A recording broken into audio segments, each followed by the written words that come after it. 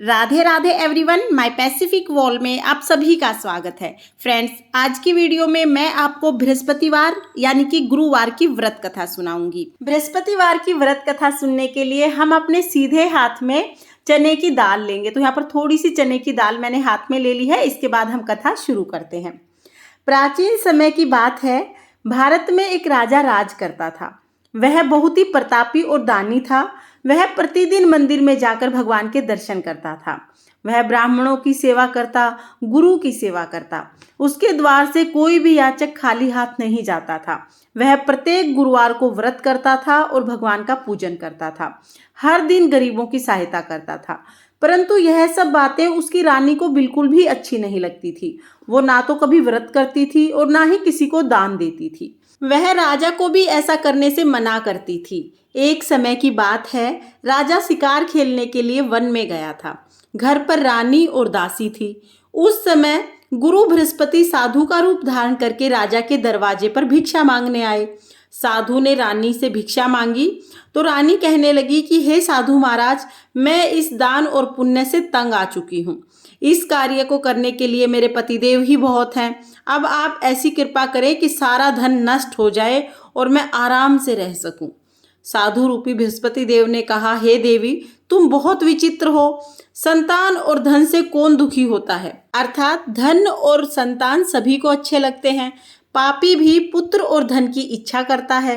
अगर तुम्हारे पास अधिक धन है तो तुम भूखे मनुष्यों को भोजन कराओ, प्यासों को पानी पिलाओ, ब्राह्मणों को दान करो, धर्मशालाएं बनाओ, कुएं खुदवाओ, बावड़ी बनवाओ, बगीचे लगवाओ और निर्धनों की कुंवारी लड़कियों का कन्यादान कराओ, साथ ही यज्ञ कराओ। इस प्रकार के कर्मों से आपके कुल का और आपका नाम परलोक में भी सार्थक होगा एवं तुम्हें स्वर्ग की प्राप्ति होगी। परंतु रानी साधु की इन बातों से खुश नहीं हुई। उसने कहा, हे साधु महाराज, मुझे ऐसे धन की आवश्यकता नहीं है जिसको मैं अन्य लोगों को दान देती फिरूं तथा जिसको रखने और संभालने में ही मेरा सारा समय नष्ट हो जाए। साधु ने कहा, हे देवी, यदि तुम्हारी ऐसी इच्छा है तो जैसा मैं बोलता हूँ तुम वैसा ही करना।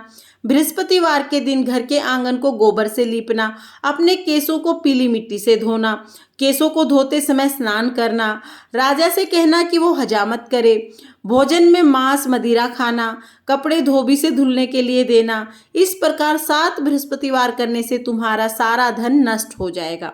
यह कहकर साधु महाराज रूपी जो बृहस्पति देव थे वो अंतर्ध्यान हो गए। रानी ने साधु के कहने के अनुसार 7 बृहस्पतिवार तक वैसा ही किया। साधु के बताए अनुसार कार्य करते हुए केवल 3 बृहस्पतिवार ही बीते थे कि समस्त संपत्ति का नाश हो गया। सब कुछ खत्म हो गया। भोजन के लिए दोनों समय परिवार तरसने लगा और पूरा परिवार बहुत दुखी रहने लगा। तब राजा ने रानी को कहा कि हे रानी, तुम यहाँ पर रहो, मैं दूसरे देश जाता हूँ, क्योंकि यहाँ पर मुझे सभी मनुष्य जानते हैं, इसलिए यहाँ पर मुझे कोई काम नहीं देगा।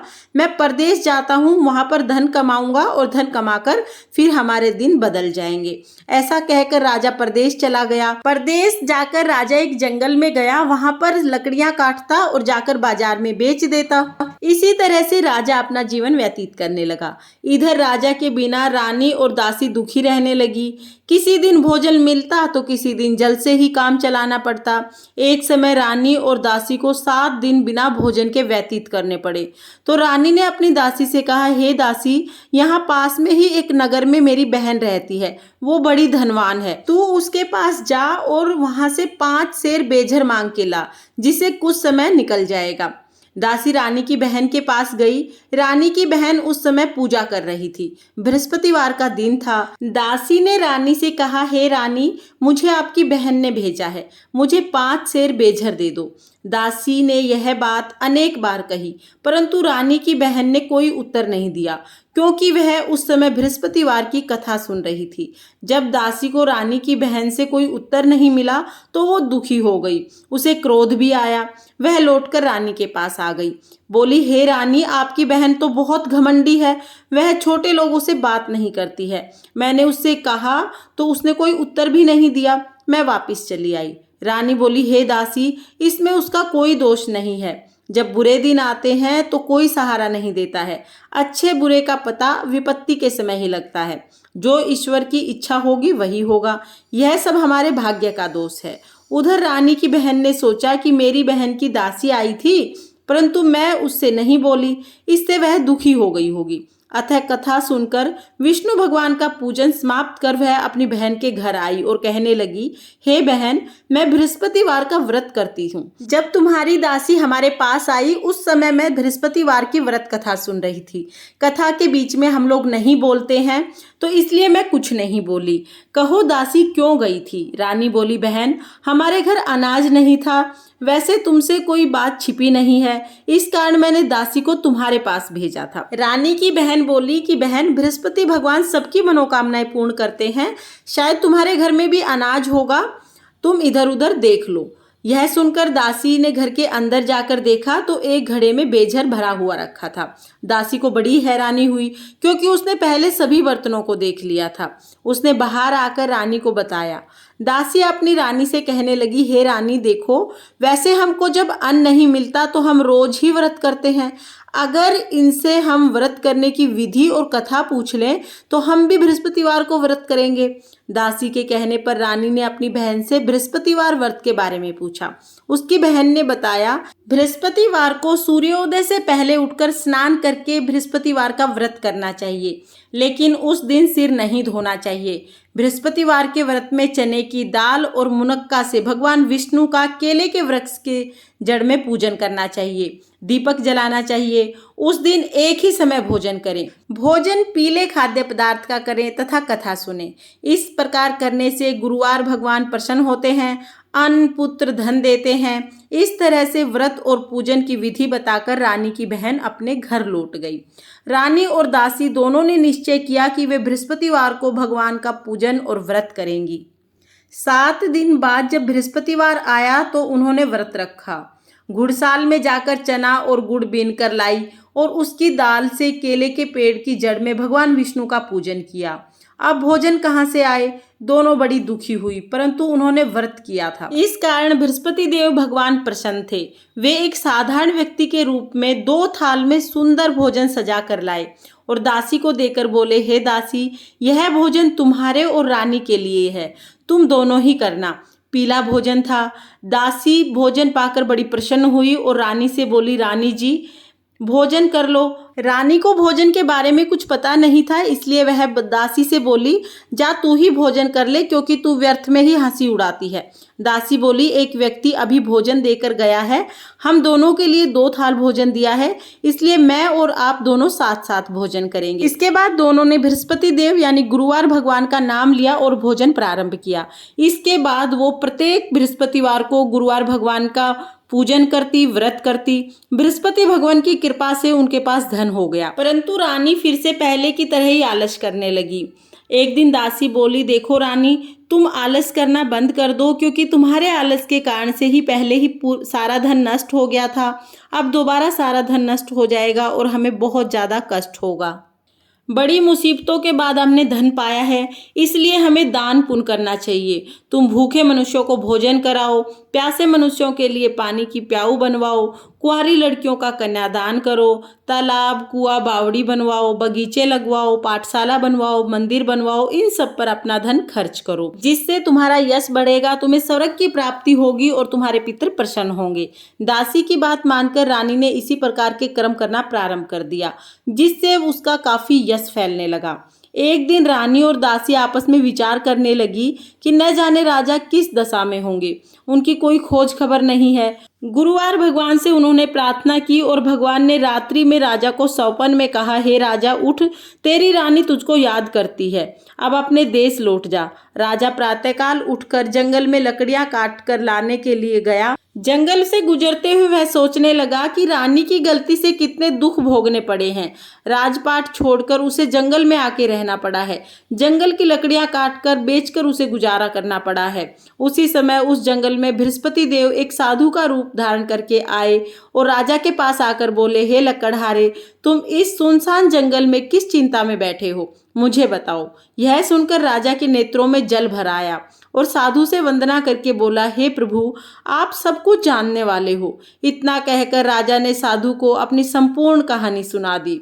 परमात्मा तो भाव से ही दयालु होते हैं। वे राजा से बोले, हे राजा, तुम्हारी पत्नी ने बृहस्पति देव के प्रति अपराध किया था, जिसके कारण उसकी ये दशा हुई। अब तुम किसी प्रकार की चिंता मत करो, भगवान तुम्हें पहले से भी अधिक धन देंगे। देखो, तुम्हारी पत्नी ने बृहस्पतिवार का व्रत करना प्रारंभ कर दिया है। अब तुम भी बृहस्पतिवार के व्रत करो और चने की दाल व गुड़ और जल को लोटे में डालकर किसी केले के पत्ते से भगवान विष्णु का पूजन करो। फिर कथा कहो और सुनो, भगवान तुम्हारी सभी मनोकामनाएं पूर्ण करेंगे। राजा ने कहा, हे प्रभु, मुझे लकड़ी बेचकर इतना पैसा नहीं मिलता कि मैं भोजन के उपरांत कुछ बचा सकूं। मैंने रात्रि में अपनी पत्नी को व्याकुल देखा।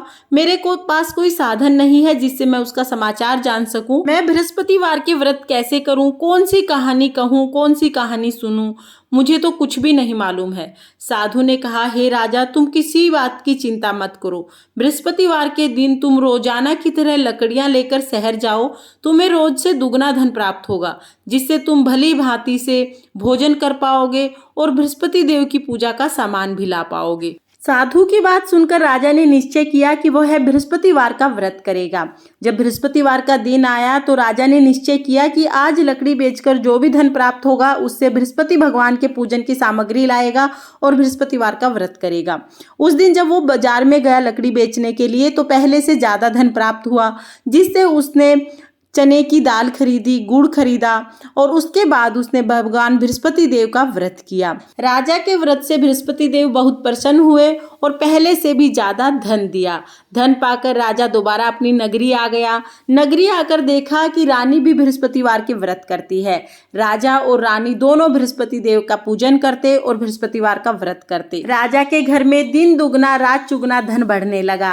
राजा भी दान पुण्य करता, पाठशालाएं बनाता, स्कूल बनाता, बावड़ी बनाता, भूखों को भोजन कराता। इस तरह के परोपकार के कामों में धन को खर्च करने लगा। रानी भी राजा का पूरा साथ देती थी। देखते ही देखते राजा और रानी का यश चारों तरफ फैलने लगा।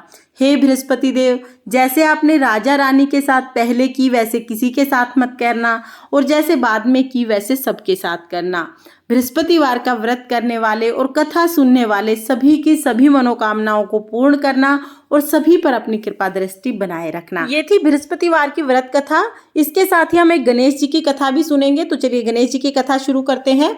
एक बार एक बुढ़िया थी, रोजाना मिट्टी के गणेश जी बनाती, रोजाना गल जाते। रोजाना मिट्टी के गणेश जी बनाती, रोजाना गल जाते।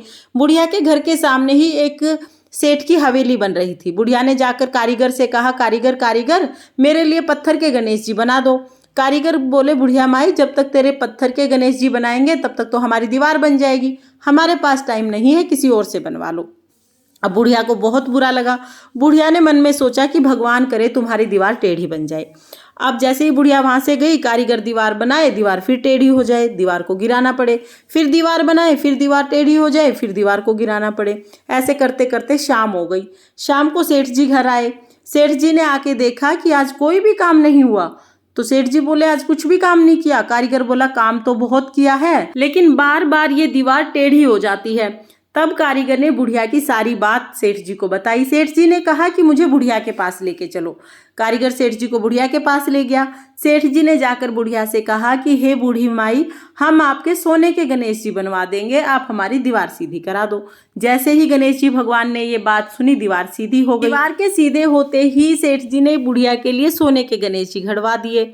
हे गणेश जी महाराज, जैसे आपने सेठ जी की दीवार सीधी की, वैसे ही इस कहानी को कहते सुनते हुकारा भरते सबके सब काम सीधे करना और सब पर अपनी कृपा दृष्टि बनाए रखना। इस तरह से बृहस्पतिवार व्रत की कथा पूर्ण हो जाएगी। कथा सुनने के बाद जो चने के दाने हाथ में लिए हैं, ये हम केले के वृक्ष में छोड़ देंगे और हाथ जोड़कर भगवान विष्णु से पूजा में रही कमियों के लिए क्षमा याचना करेंगे और अपनी मनोकामनाओं को पूर्ण करने के लिए प्रार्थना करेंगे। उसके बाद आप 5, 7, 9, 11 जितनी भी आपसे हो सके उतनी परिक्रमा करें केले के पेड़ की और फिर आरती करें। तो इस तरह से हमारी कथा पूर्ण हो जाती है। फ्रेंड्स, अगर आपको ये कथा पसंद आई हो, अगर ये कथा आपके लिए यूजफुल हो तो प्लीज़ वीडियो को लाइक जरूर कर देना और हिंदू धर्म के सभी तीज त्योहारों की जानकारी के लिए मेरे चैनल को सब्सक्राइब कर लेना। बृहस्पति देव की कृपा आप सभी पर बनी रहे। जय बृहस्पति देव। राधे राधे।